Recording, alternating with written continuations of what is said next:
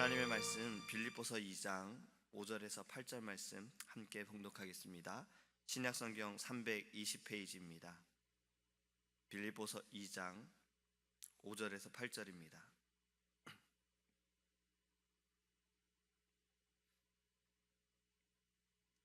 빌립보서 2장 5절에서 8절입니다. 너희 안에 이 마음을 품으라. 곧 그리스도 예수의 마음이니 그는 근본 하나님의 본체시나 하나님과 동등됨을 취할 것으로 여기지 아니하시고 오히려 자기를 비워 종의 형체를 가지사 사람들과 같이 되셨고 사람의 모양으로 나타나사 자기를 낮추시고 죽기까지 복종하셨으니 곧 십자가에 죽으심이라. 아멘. 할렐루야. 마크 트웨인이 쓴 왕자와 거지 이야기를 다들 잘 아실 겁니다. 왕자와 거지가 너무 닮았지요. 재미삼아서 옷을 바꿔 입었는데 왕자는 거지가 되고 거지는 왕자가 되었어요. 오해를 받고 옷을 갈아입은 왕자는 왕궁에서 쫓겨나게 됩니다. 거지는 왕자로서 왕궁에서 대우를 받게 돼요. 다시 자기의 자리를 찾고 싶지만 사람들이 믿어주지 않습니다. 내가 왕자다라고 말해도 사람들은 믿어주지 않아요. 그러다가 여러 번 죽음 뻔한 그러한 상황도 피하게 되어지고 이후에는 어느 기사의 도움을 받아서 왕자의 그 자리를 다시 되찾게 됩니다. 어릴 때 이 책을 굉장히 재밌게 보았어요. 영화로도 만들어진 것을 보고서 너무 재밌게 보았습니다. 특히 마지막에 자신의 자리를 되찾을 때 얼마나 속이 시원했는지 몰라요. 하지만 거지로서 오해를 받고 살아갈 때를 보면 한 번도 자신의 그 왕자로서 대우도 받지 못하고 또 사람들에게 여러 가지 그러한 모욕을 당하기도 하고 그리고 죽을 뻔한 그런 상황들을 볼 때는 안타까운 마음도 들었습니다. 그 거지가 되어진 왕자의 마음은 단 하나였습니다. 다시 자기의 자리로 돌아가는 거였어요. 만약 여러분이 왕자의 입장이었다면 어떻겠습니까? 저였으면 내가 왕자인데 감히 너희들이 날 이렇게 대접하느냐, 두고 보자, 이 괘씸하다, 나중에 내가 반드시 갚아주겠다라고 저는 생각을 했을 것 같아요. 오해로 인해서 왕의 자리에서 내려온 사람에 대해 이야기를 한 겁니다. 근데 오늘 본문의 말씀은 오해가 아니라 스스로 왕자의 자리에서 내려온 분을 말씀하고 있습니다. 바로 예수님이시죠. 6절 말씀에 그는 근본 하나님의 본체시나 하나님과 동등됨을 취할 것으로 여기지 아니하셨다.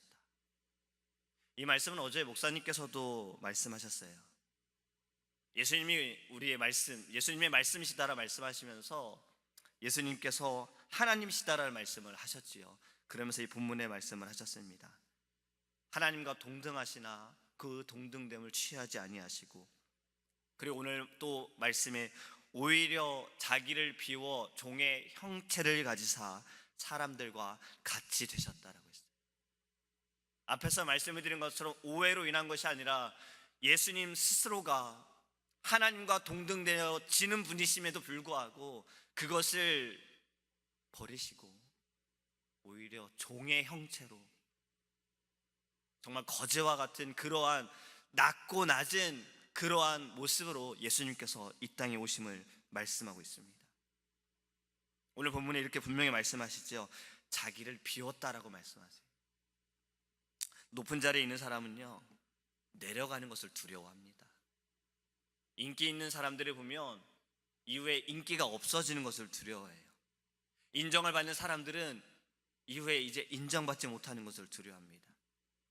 가진 자들은 없는 것을 두려워하게 되지요. 근데 우리 예수님께서는 누군가에 의해서 내려오신 것이 아니라 예수님이 자기를 비워 내려오셨다는 거예요. 우리도 이 마음을 달라고 기도하기 원합니다. 자기를 비워 종의 형체를 가지신 예수 그리스도, 지난주에 말씀을 드렸던 그 겸손함이 우리에게 있기를 원합니다.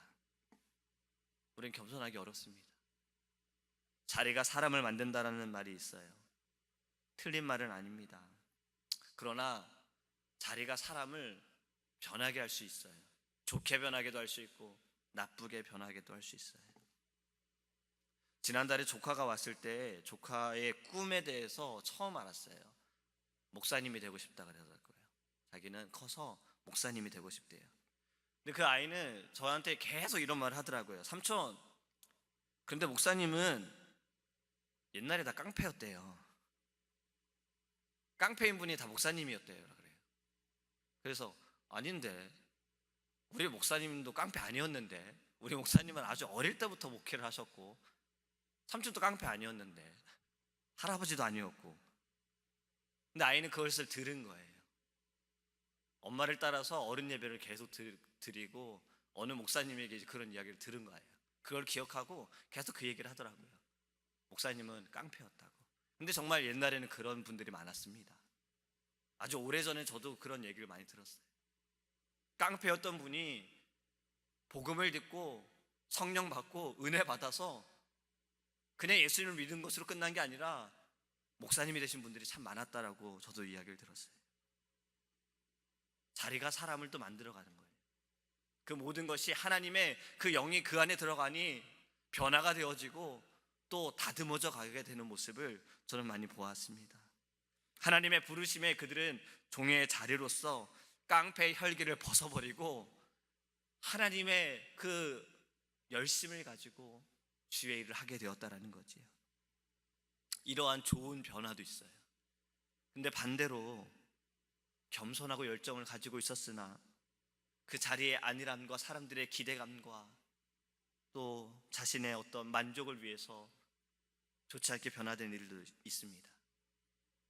성경의 대표적인 인물이 사울이죠.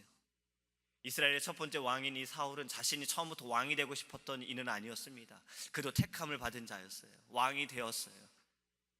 하지만 왕이 되고 나서 그 자리에서 내려오고 싶지가 않았어요. 사람들에게 더 인정받고 싶었어요. 다윗이 자신보다 인정받는 것이 싫었어요. 시기하고 질투하게 되어지고 그의 목적은 이스라엘 백성이 어떻게 하나님을 위해, 하나님의 영광을 위해 살아갈 것인지, 하나님의 마음이 어떠한지 생각하기보다 어떻게 저 다윗을 죽일 것인가, 이렇게 변하게 되었어요. 자리가 좋지 않게 사람을 만들게 된 겁니다. 사랑하는 성도 여러분, 그리스도의 겸손이 우리 안에 있어야 어떠한 자리에서든 우리는 변함없이 하나님을 사랑하고 하나님의 마음을 헤아리고 처음에 가졌던 마음과 열정으로 살아가게 될 줄 믿습니다. 그리스도의 겸손은요, 그 자리에서 대접을 받으려고 하신 것이 아니었어요. 예수님께서 분명히 말씀하시기를 도리어 섬기러 하셨다라고 하셨어요. 섬기러 이 땅에 오셨다고 하셨어요. 우리도 이 겸손이 있기를 원합니다. 예수님은 사랑을 베푸셨습니다. 몸소 그 사랑을 행하셨습니다. 그 사랑은, 그 겸손은 어디까지였습니까? 8절 말씀에 사람의 모양으로 나타나사 자기를 낮추시고 죽기까지 복종하셨으니 곧 십자가에 죽으심이라. 겸손은 십자가의 죽으심으로 나타났습니다. 죽기까지 겸손을 보이셨어요. 죽으려고 하는 자는 없습니다. 살려고 하는 자가 많지요. 죽기까지 일하지만 죽으려고 하진 않아요. 육적인 것뿐만이 아니라 정신적인 죽음도 싫어합니다. 사람들에게 인정받는 그 죽음도 사람들은 싫어합니다. 내가 남보다 낮게 여겨지는 것을 사람들은 싫어하기 때문에 두려워서 더 자신을 나타내고 자랑할 때가 많아요. 그런데 우리 주님은 육적인 죽음뿐만이 아니라 사람들에게 가진 고난과 핍박과 어저께 메시아에 계속 나왔던 노래처럼 침뱉음을 당하시고 모욕을 당하시고 수치를 당하셨어요. 우리를 위해 그러셨다는 겁니다. 그리스도의 겸손을 바라보기 원합니다. 그리스도의 그 겸손, 단 하나, 우리를 위해, 우리를 살리시기 위해 그 보좌에, 왕의 보좌의 자리에서 내려오시고 종의 형체로 이 땅에 오셨음을 우리가 기억하기 원합니다. 이 죽으심에 우리가 기억해야 할 것이 두 가지가 있습니다. 바로 사랑과 복종이에요. 우리를 너무나도 사랑하셔서 죽으셨어요. 그리고 하나님의 말씀을 이루시기 위해 죽기까지 복종하셨어요. 이 두 가지가 그리스도의 마음입니다. 5절에 이렇게 말씀하지요. 너희는 이 마음을 품으라. 곧 그리스도 예수의 마음이니. 우리 안에 사랑이 있기 원하고 하나님을 향한 복종이 있기 원합니다. 주님도 그렇게 하셨습니다. 왕이신 주께서 사랑하시고 복종하셨어요. 그 마음이 우리를 살리셨습니다. 사랑하는 성도 여러분, 우리의 사랑은 어디까지입니까? 전에 목사님 말씀하신 것처럼 내가 좋아하는 사람 좋아하는 건 누구나 할 수 있어요. 그것은 동물도 할 수 있다 그랬어요. 그렇잖아요. 우리의 사랑은 어디까지 되어야 하겠습니까? 또 우리의 복종은 어디까지 되어야 하겠습니까? 내 상황에 따라서, 내 환경에 따라서, 내 마음에 따라서 복종하는 것인가? 아니면 내게 복종하라고 말씀하셨던, 명령하셨던 하나님, 그 하나님의 말씀을 믿고 따라가는 것이 진정한 복종임을 믿습니다. 믿음의 사람들이 복종했습니다. 많은 주의 사람들이 복종했습니다. 하나님께 받은 은혜를 기억하고 자신들도 말씀으로 하나님의 그 은혜로 변화되어진 것을 그들은 잊지 않고 복종했습니다. 제자들도 복종했지요. 부활하신 예수 그리스도를 그들이 만남으로 그들은 복종했습니다. 그 복종이 그냥 하라 해서 행한 것이 아니라 그들 안에 예수님의 마음이 있었어요. 이전의 모든 모습들은 다 변화되었어요. 전에 비판하고 때리고 좋은 자리를 차지하려고 했던 제자들이 좋은 자리가 아니라, 이 세상의 좋은 자리가 아니라 하나님의 나라의 자리를 위해서, 사람들에게 인정받기 위한 것이 아니라 하나님께 인정받기 위해서 그들은 맞았고 그들은 목숨을 바쳤습니다. 우리도 그리스도의 겸손과 사랑을 품고 하나님께 나아가기 원합니다. 곧 성탄절이 다가옵니다. 우리가 이 의미를 기억하기 원합니다. 무슨 날인지, 예수님이 이 땅에 왜 오셨는지 기억하기 원합니다. 나아가 예수님의 그 이름, 마태복음 1장에 우리를 죄에서 구원하신 그 뜻이다라고 말씀하고 있어요. 우리를 구원하시기 위해 종의 형체로 이 땅에 오신 예수님, 우리가 그날을 더욱더 감사하고 더욱더 축하하기 원합니다. 더욱더 기뻐하기 원합니다. 우리의 교회와 우리의 가정과 우리가 서 있는 자리에서 그리스도의 그 탄생을 널리 알리기 원합니다. 그리하기 위해 그리스도의 마음을 품기 원합니다. 사랑과 복종, 이 마음이 하나님께 영광이 될 줄 믿습니다. 기도하겠습니다. 고마우신 하나님,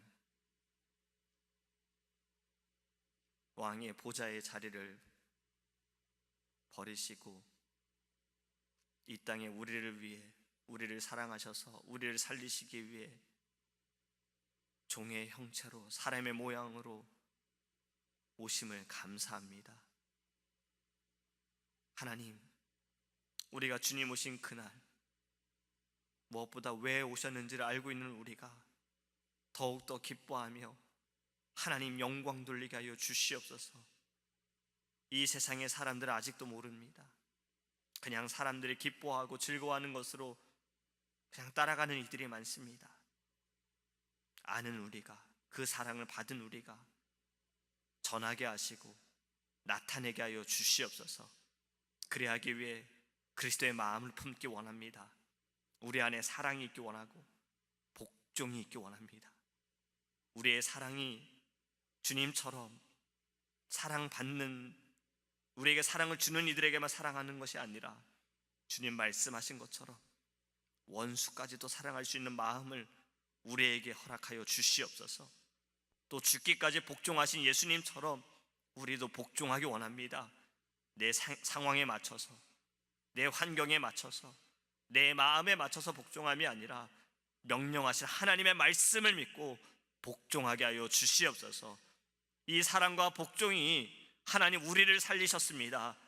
우리도 이 마음을 품고 나아갈 때 우리를 통해서 하나님께서 영혼들을 살리시고 주님께 돌아오게 하실 줄 믿습니다.